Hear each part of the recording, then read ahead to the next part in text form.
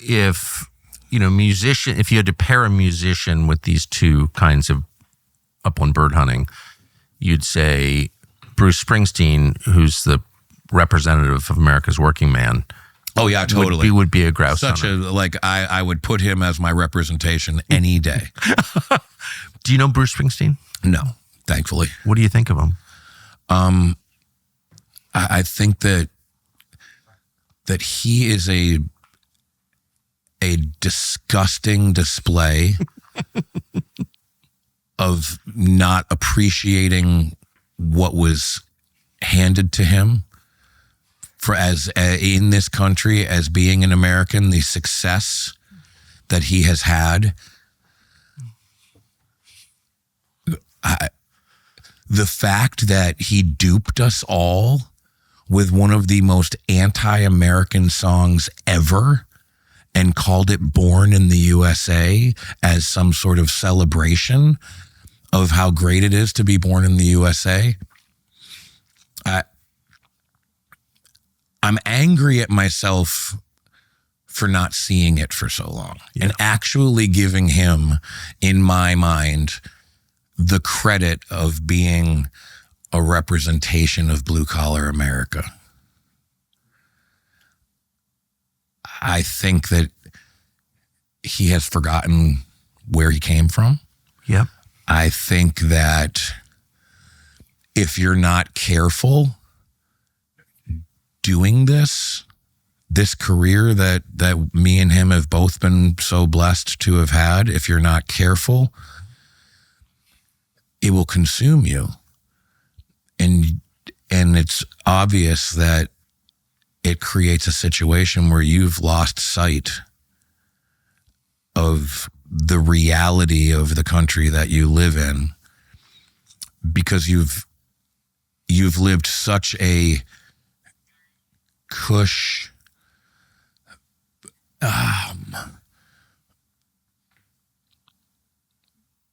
you've had so much.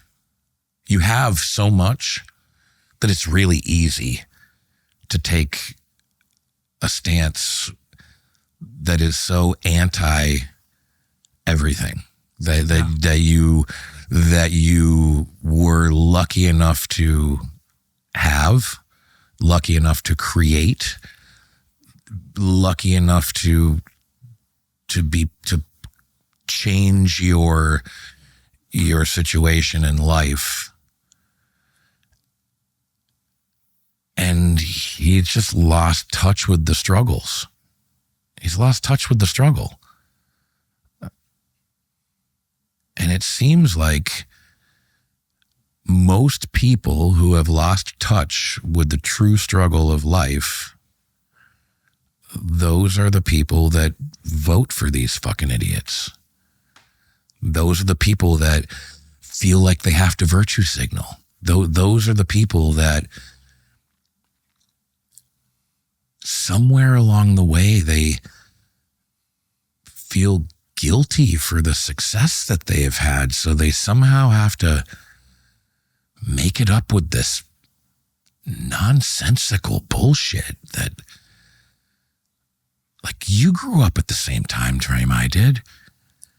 It was the most unracially driven, the verbal beating that we took over and over and over our whole childhood of, you don't judge a man by the color of his skin, you judge a man by the content of his character. And and like,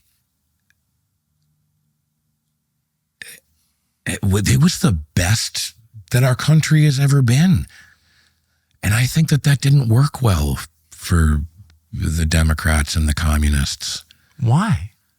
Because they thrive in the chaos. They want us at each other's throats. They want us bickering internally so that we have no sense of shared country pride, that we have no sense of shared morality, because they've created so many things artificially for us to fight about. there is no doubt in my mind at this point. It's not coincidental. It's purposeful. Like, there is definitely a power center in this world that definitely does not want to see us as the shining light on the hill. We did an interview with a woman called Casey Means. She's a Stanford-educated surgeon and really one of the most remarkable people I have ever met. In the interview, she explained how the food that we eat, produced by huge food companies, Big Food, in conjunction with pharma, is destroying our health, making this a weak and sick country. The levels of chronic disease are beyond belief.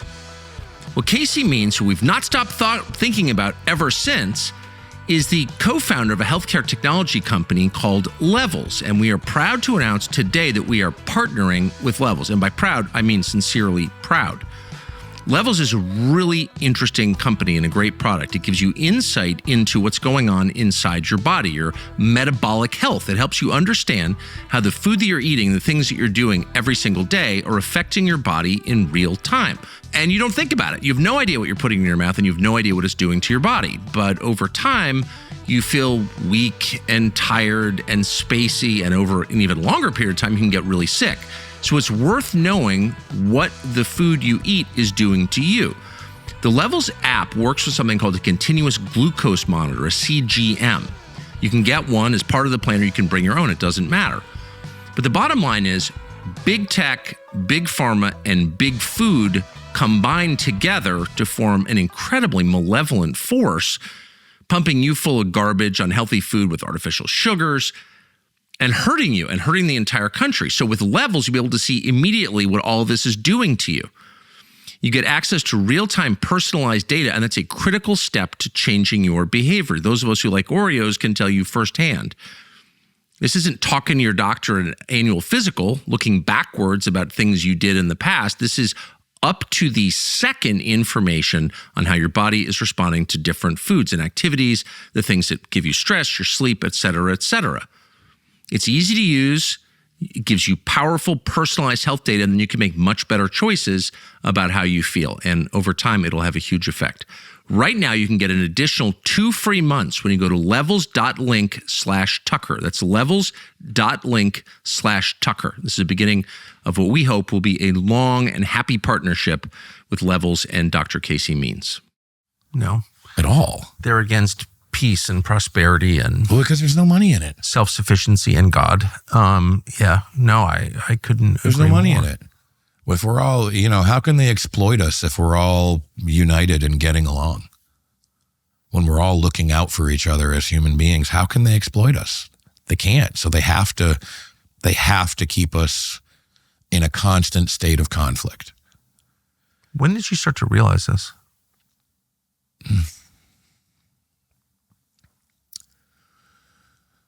As I got old enough to be carrying the weight of that responsibility on my shoulders. Yes. Like knowing full well that, okay, it's my turn now. I have assumed the responsibility, which we are all supposed to do, that the country is in my hands. It was in my father's hands before that. It was in my grandfather's hands before that.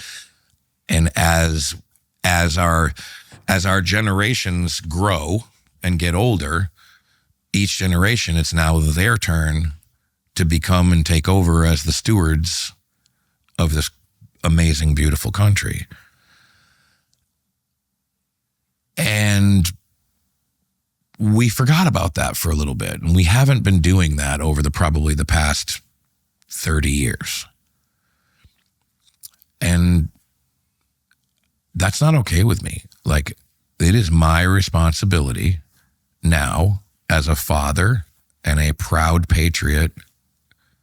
It's my responsibility now to make sure that what I hand over to the next generation behind me is better than I found it, because that's That's what we're supposed to do. That's what we were taught our whole lives. You walk into the woods, you leave it cleaner than you found it. You find one piece of trash. It doesn't even matter. One piece of trash, and you pick it up and you put it in your pocket. You have left that better than you found it. And our generation, that's what was instilled in us, beaten into us. That's for sure. Yeah, that's the moral imperative. I come from the generation of still, it's probably the last generation of, as a kid. Now, did it fuck me up and make me feel like my voice doesn't get heard and an incessant thing for me is to be heard, because I didn't feel like my voice was heard as a kid at all, because I was like the last generation of kids that are to speak when they're spoken to. And that's it. Like I got that from my grandparents. Like, children are only to speak when they're spoken to. That's fair. And children are to be seen and not heard. Also fair. Unless they have something interesting to say. Sure. Yeah. But if you don't, I think in general, if you don't have something interesting to say, I think that you should probably be quiet. All supports the whole thing of, because I said so. I don't have to give you a reason as my child as to why. Like, because I said so. There's a huge lesson with that in life. Your boss isn't going to explain to you why you have to do something. He's going to tell you to do something, and you need to just do it. There's going to be situations in life where if somebody tells you to do something and you hesitate and don't do it, your life could be in danger. It's a lost art form. It's a lost art form. Parenting is a lost art form. I said that all the way back in 2001 on the cover of Rolling Stone. Parents have forgotten how to be parents. Like, I realized that all the way back then. And it's only gotten worse. Yeah. The average kid these days, the biggest parental figure in their life is their computer or their phone. It's not their parent. Yeah, it's the internet. It's insane.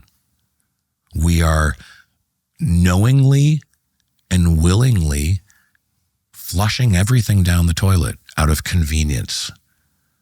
It's so convenient to have this fully operating computer in my hand at all times. It's so convenient. Every important piece of thread that makes up the fabric of this country is being picked out one at a time.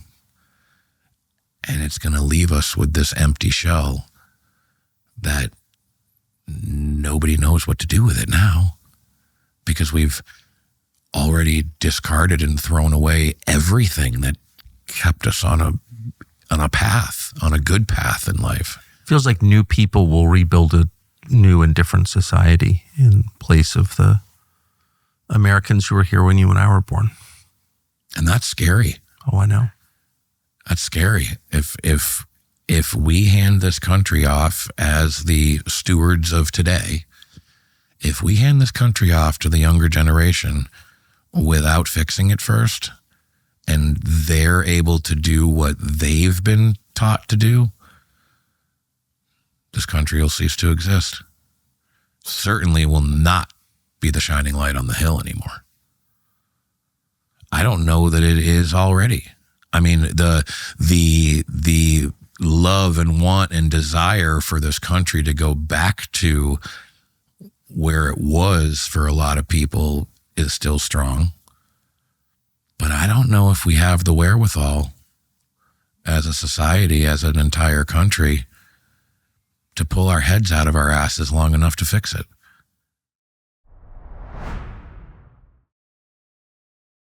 Thanks for watching our YouTube channel. We hope you'll subscribe to it. And by the way, you can hit the little bell on there and get notifications every time we produce a video. We hope you'll do that also.